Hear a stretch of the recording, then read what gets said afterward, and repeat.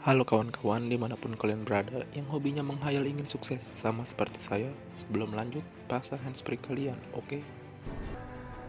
Di video saya kali ini, saya akan membahas alur cerita Super Mi 2019. Oke, tak usah berlama-lama, mari kita lanjutkan saja bersama saya, Bang Baret.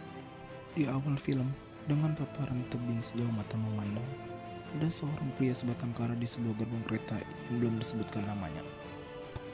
Pria tersebut menyebutkan dia bukan manusia biasa karena mampu bekerja di bawah tekanan. Entah hidup dia banyak tekanan, dia mulai memandangi sekelilingnya, dan akhirnya lampu di kereta pun padam sejenak. Semua orang berlarian menyelamatkan diri. Muncul sesosok makhluk misterius berasap hitam, menjamak dan mendorong pria tersebut hingga kepalanya berada tepat di bawah kereta.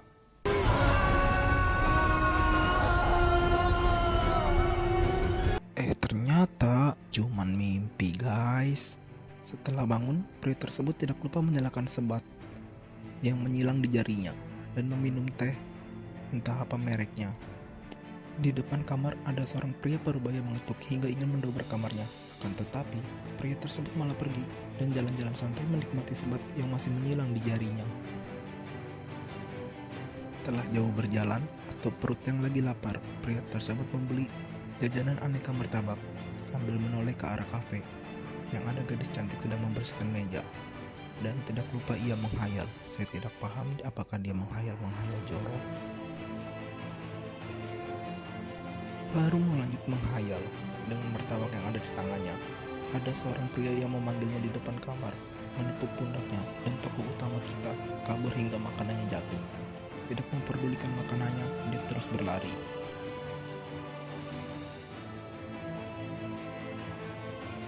Setelah kejar-kejaran yang cukup menguras tenaga, akhirnya mereka makan bersama. Kemudian, dia balik ke kamarnya. Pas dia ingin masuk ke kamar, sudah terkunci karena mungkin lupa bayar kos kalian. Malam harinya, pria tersebut berada di kafe, cuma numpang wifi kali, sama kayak saya. Kafe yang tenang itu pun berubah ketika ada makhluk yang ingin mencekiknya menggunakan rantai. Taunya mimpi. Ketika sadar, laptop yang dibawanya pun sudah menghilang. Sempat terlintas di pikirannya, ia ingin bunuh diri dari atas gedung karena sudah lelah mungkin menghadapi dunia yang penuh tipu-tipu. Ketika ia ingin menjatuhkan dirinya, akang martabak yang tadi menawarkan makanan gratis. Tanpa berpikir panjang, kemudian dia tidak jadi bunuh diri dan mulai memakan martabak tersebut. Akang tersebut bertanya, apa lu frustasi karena dipecat? Apa gara-gara cewek? Itu semua gak sebanding dengan nyawa lu. Pria itu menjawab, karena saya tidak tidur. Akang tersebut terus menasihatinya. Scene berganti, dia menjual handphone yang dia miliki untuk membeli makan dan hanya dihargai 20.000. Sampainya di minimarket, tidak lupa ia menyelipkan beberapa makanan. Ketika kasir lengah, tetapi ia mengurungkan niatnya.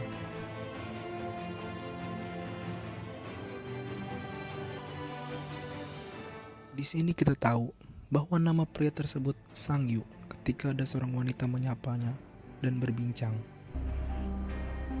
桑榆，真的是你啊！ Selepas sendiri, Sangyu mengalami mimpi buruk dan disaksikan kasir toko karena kejadian tersebut berada tepat di depan tokonya. Dalam keadaan tersebut, dia teringat perkataan akang martabak. Sangyu menyebutkan, aku hanya bermimpi. Di sini, keadaan Sangyu langsung berbalik 180 derajat ke arah yang lebih baik. Di sini kita tahu bahwa Sangyu dapat membawa apa saja yang berada di mimpinya ketika ia menyebutkan, aku hanya bermimpi. Itulah kekuatan yang dimiliki Sangyu. Ada pedang yang terbawa dari mimpinya, pedang yang dimiliki makhluk tersebut. Tanpa berpikir panjang, ia pun langsung membawanya ke toko antik. Di sana, pedang tersebut dihargai 20 juta. Oke, saatnya Sangyu berfoya-foya dengan uang yang dia miliki dan beristirahat di kamar hotel yang cukup mewah. Ada yang mengetuk ke kamarnya, akan tetapi tidak ada orang. Kemudian, ada makhluk misterius di depannya sambil menghancurkan tembok. Dia pun dikejar dengan panik. Sangyu kembali membilang, ini hanya mimpi. Kemudian kapak milik makhluk tersebut terbawa ketika ia sadar. Saatnya menjual kapak tersebut dan berfoya-foya.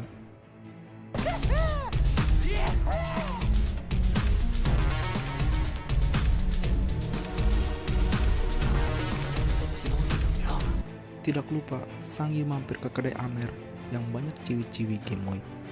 Dan akhirnya, Sang Yu pun tumbang. Tidak sempat membungkus. Mimpi pun berlanjut di sebuah museum antik. Di sini, Sang Yu melihat dan berkeliling di dalamnya. Di museum itu juga ada makhluk misterius muncul dengan senjata Gatling gun mulai mengejar Sang Yu. Di saat mulai terpojok karena Sang Yu tidak memiliki senjata, dia mengambil koleksi yang ada di situ dan menyebutkan, "Aku hanya bermimpi." Oke, sekarang dia tidak mengambil senjata milik makhluk tersebut. Tidak perlu waktu lama, dia pun langsung menjual apa yang barusan saja dia ambil dengan harga 1 juta yuan. Sang Yu mulai berjalan di kota. Dia bertemu dengan Akang yang mengejar dia di kos dahulu. Kemudian Sang Yu mentraktir makan. Akang tersebut pun heran dengan keadaan Sang Yu sekarang dan bertanya, tetapi tidak direspon oleh Sang Yu. Sang Yu pun pergi ke kafe yang ada di depan Akang bertabak, yang dimana di kafe tersebut ada wanita cantik yang dihayalnya dahulu. Sang Yu pun mulai memandangi dan berbincang dengan mbak cantik itu. Dia ingin menjual kafe tersebut lantaran sepi pengunjungnya. Setelah itu, Sang Yu pun pergi ke gang pojok untuk makan dan sedikit minum alkohol. Dan diantar oleh penjual yang kita sebut saja Jamal ke hotelnya. Dalam keadaan mabuk, kemudian si Jamal mulai iseng mengecek isi hotelnya. Di saat itu juga, Sang Yu baru saja selesai bermimpi.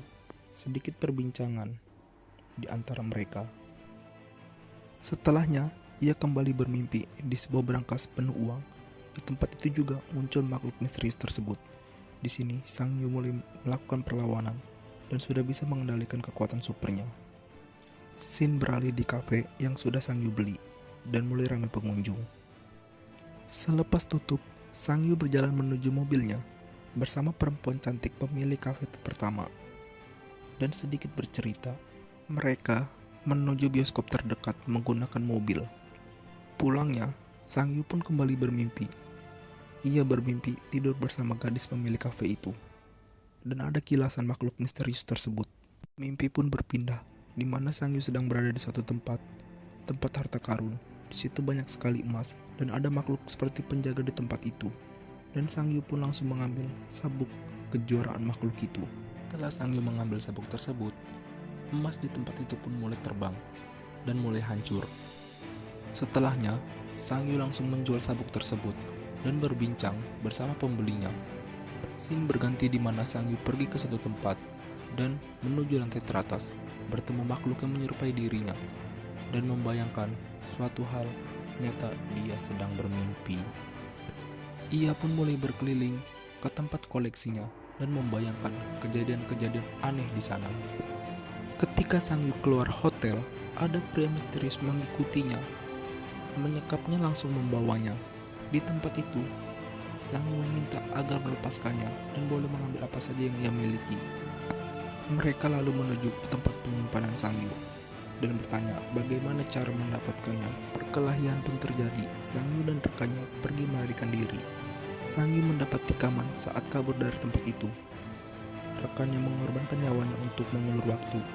Sang Yu masih saja dikejar dan dihajar. Dalam keadaan tak sadarkan diri, Sang Yu merasa berjalan di tempat yang belum pernah dia lihat. Dan flashback ketika dia bermimpi di kereta dan saat dia bermimpi di beberapa tempat. Di tempat itu terdapat portal dan Sang Yu pun langsung menyentuhnya dan terlihat penyesalan di dirinya. Setelah itu tubuhnya bereaksi dan mengubah dirinya dan menyerang orang-orang yang merendahkannya dahulu dan menembus ke tempat dia yang sebenarnya dan membunuh semua yang ada di sana tanpa terkecuali. Dan barang-barang yang dahulu dia bawa dari mimpi semuanya lenyap, tidak tersisa. Terima kasih telah menonton, semoga terhibur. Gua Baret undur diri.